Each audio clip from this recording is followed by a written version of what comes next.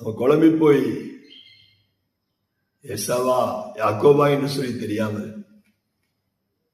ஏசா என்று அவன் சொன்னதுனால் அவனை ஆசீர்வதித்து விட்டார். ஏமாற்றி விட்டான். மனுஷன் ஏமாத்திடலாம்பா, இயேசு ஏமாற்ற முடியாது.